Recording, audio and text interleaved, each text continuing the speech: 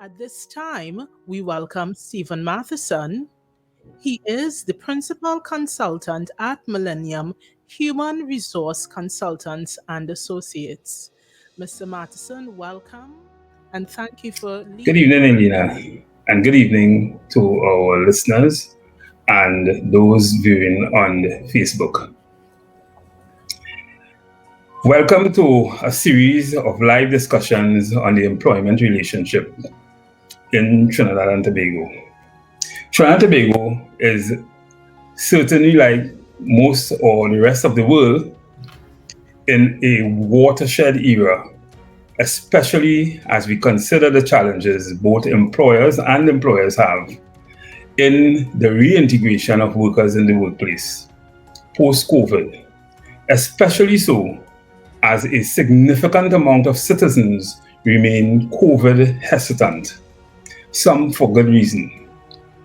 Today, our live will attempt to answer some of the more difficult questions by employers and employees. Over the last month or so, our office has been inundated with a number of questions and concerns surrounding the question, can my employer terminate me if I refuse or if I decide not to accept a vaccination? And conversely, on the employer side, can I decide to terminate an employee if he or she decides not to take the vaccine as a prerequisite to re-enter the workplace?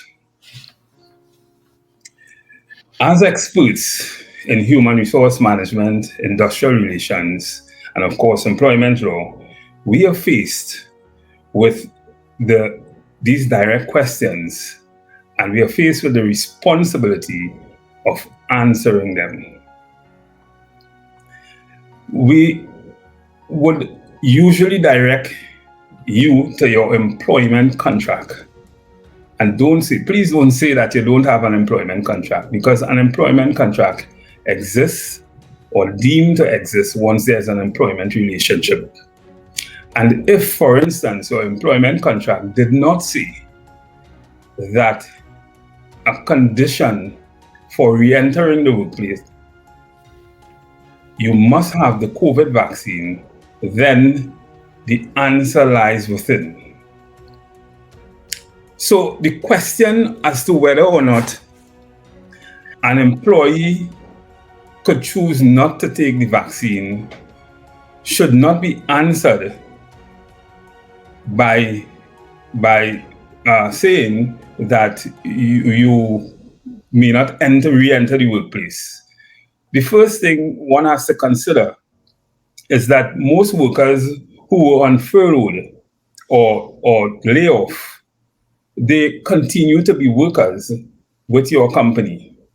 And they continue to be workers because temporary layoff or furlough simply means a temporary suspension of terms and conditions for a specific period.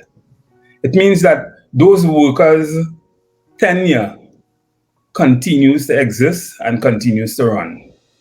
And we in Trinidad and Tobago certainly has no jurisprudence on the issue of terminating workers or sending home workers after furlough if you did not take the vaccine. So it is something that I would not suggest that an employer, and we have been saying that to employers for some time, that you terminate or you try to force employees to take the vaccine if as a prerequisite to enter the workplace, to re-enter the workplace. If, for instance, you are now attempting to employ new employees, you could have as a condition precedent in your new employment contract that you need to have the vaccine to be employed. That is a total different question of telling existing workers that they must